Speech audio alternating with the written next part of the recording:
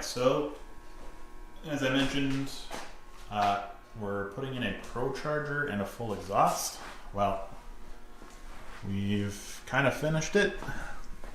I figured I'm not going to record installing it and all the steps that's required because there's a bunch of people that have already done that, so you can just go watch those for super detailed ones. I will say it was not too bad. It took us about, I want to say 2 full days of 3 of us working on it. There's a couple things we ran into just because I have a 2019 and this kit I believe is for 2016, 17, 18. So there were some adjustments to be made in this one corner here. And they do have the bypass valve sitting kind of in that fender well where we kind of move it. I don't know if you can really see it, but we just have it kind of chilling out in the front and middle. And if it causes any problems, we can always move it around. But yeah, that's it. We have 1 cable to run for the wideband gauge. And that's why the intake is kind of sitting there, because we're going to need access to the firewall right there. My Borla exhaust, my axle back was chrome, and I got it not powder coated, but it's called Cerakoted. I'll put a link in the description. We got it done in a satin black, just the tips. I think it looks way better than chrome. And then I'll probably delete the Chevy and the SS badge off the back because there's really no other chrome that was kind of tying it together. So I'll try and show you an underview.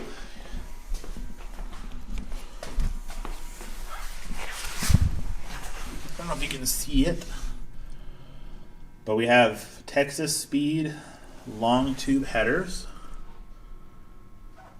that are catted. And this is the Borla 60607. It's called a Catback kit, or like a mid-pipe section. And it goes all the way back to the axle back. Because you can buy just the Borla axle back and it will slide over the stock pipes. You don't have to buy this full kit, which is what I did originally. So this kit just kind of finishes that Catback setup. So it kind of worked out perfect. There's some minor adjustments that we would like to do to it. So we're going to be doing that probably tomorrow or the next day. But essentially, the exhaust is done, which is always, it's always nice to say that. The exhaust is done and good to go. Yeah, that's I also got the Longtube headers Cerakoted. I was going to get them ceramic coated, but they couldn't give me an actual answer on how long it was going to take to get it done. One other thing is I decided not to get the car strictly dyno tuned, and instead I opted to purchase the HP Tuners handheld and get it E-tuned by Davenport, who was going to do the dyno tuning anyway. This is simply because if I ever change this Procharger out, or let's say I want to go back to having naturally aspirated power only, like throw a big cam in there, just throw all the NA power I can at it. I already have the tuner, so I just have to pay for the tuning. I don't have to go back and get it dyno tuned where they use their own computer. So it's just sort of a future proofing thing.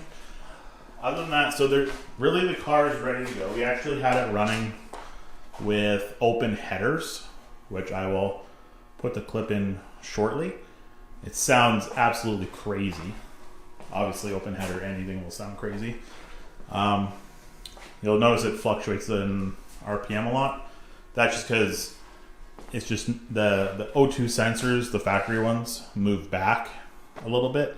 So it's reading a little bit different than what it's used to, as well as, of course, the Procharger at idle is not putting air into the intake, but it's enough to make it kind of confused a bit. So it sounds cool, but